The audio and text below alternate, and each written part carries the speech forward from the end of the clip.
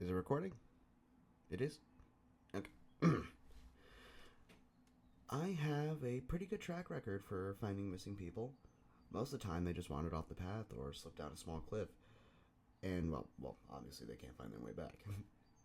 A majority of them have heard the old stay where you are thing and they don't wander far. But I've had two cases where that didn't happen. And both bother me a lot. I like to use them as motivations to search harder when missing persons cases get called. The first one was a little boy. He was out berry picking with his parents and his sister. They were together, and both of them went missing around about the same time. Their parents lost sight of them for a few seconds, and in that time, they wandered off, apparently. When their parents couldn't find them, that's when they called us in. We came out there, we searched the area, and we found the daughter pretty quickly. And when we asked where her brother was, she told us that he had been taken away by the bear man.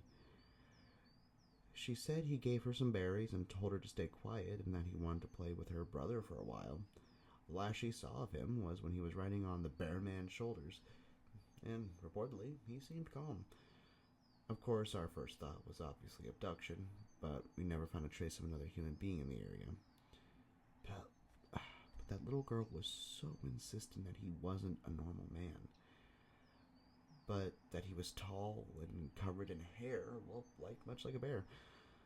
And he had a weird face, according to her. We searched that area for weeks. It was the longest calls I've ever been on. But we never found a trace of that kid. The other was a young woman who was out hiking with her mom and her grandfather. And she went up a tree to get a better look at the forest and all that. The weird thing was she never came back down. They waited at the base of the tree for hours, calling her name before they called us in. Again, we searched everywhere, and we never found a trace of her. I have no idea where she could have gone, because neither her mom or her grandfather saw her climb down. A few times I've been out there searching with a canine, and they have tried to lead me down straight up cliffs. Not hills, not rock faces, just like straight sheer cliffs with no possible handholds. It was always baffling. And in those cases where we usually find a person on the other side of a cliff or miles away from where the canine led us, look, I'm sure there's an explanation, but it's a little strange. There was this one particularly sad case involved the recovery of a body. A 9-year-old girl fell down an embankment and got impaled by a dead tree at the base. It was a complete freak accident, but I'm never going to forget the sound her mother made when we told her what happened.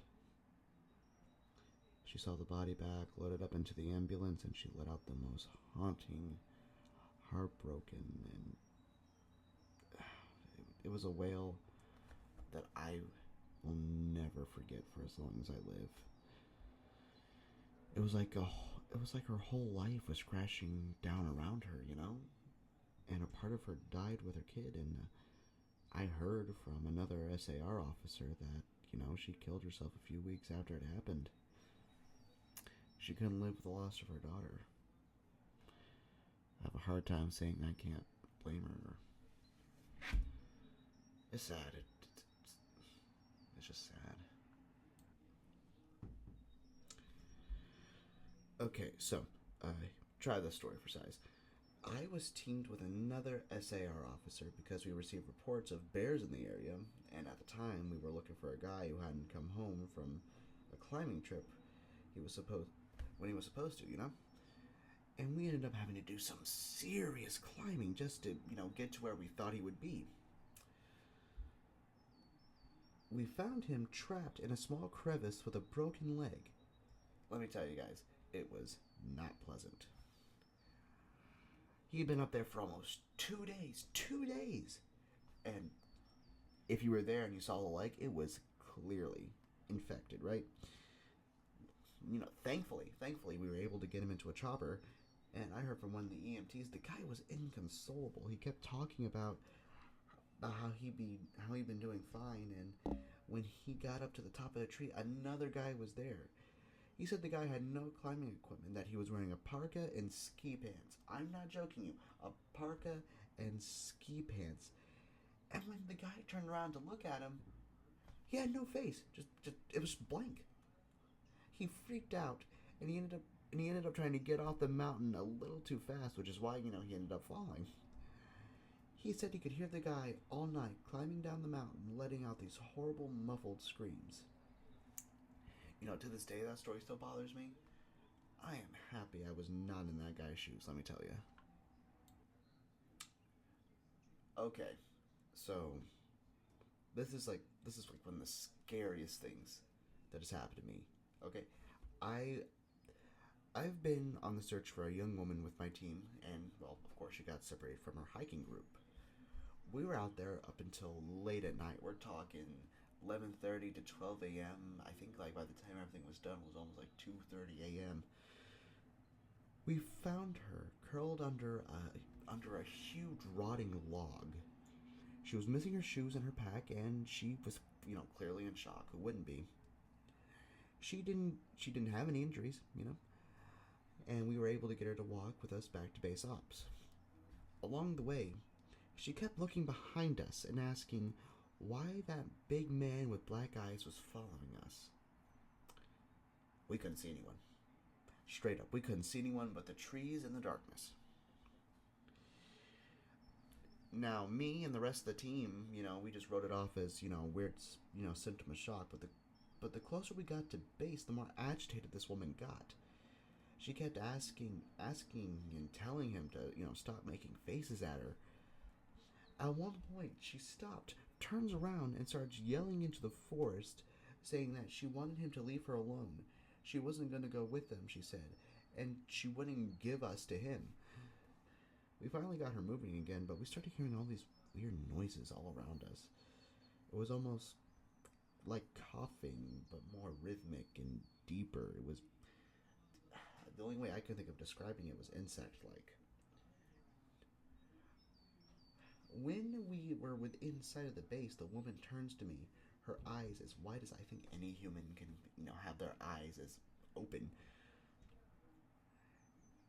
And she says to me, he says to tell you to speed up. He doesn't like looking at the scar on your neck. Now, here's the weird thing. I do have a scar on my neck, a very small scar at the base of my neck. But it's almost like completely hidden by my collar. So I have no idea how this woman saw it.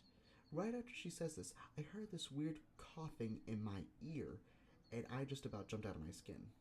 I hustled her to ops, trying to, show how freaked out I was. But safe to say, I was happy to get out of the area that night, okay? Okay, so this is the last one I'm gonna tell. And it's probably the weirdest story I have.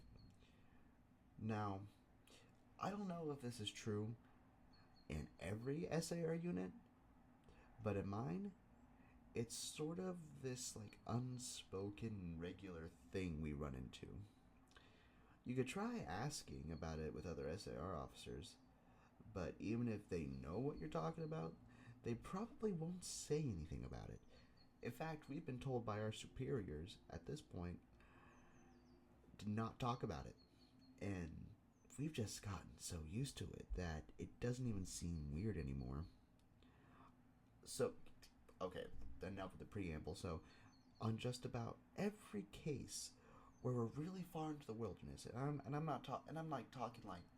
talking like 30, 40, 50 miles in the woods, But at some point, we find a staircase.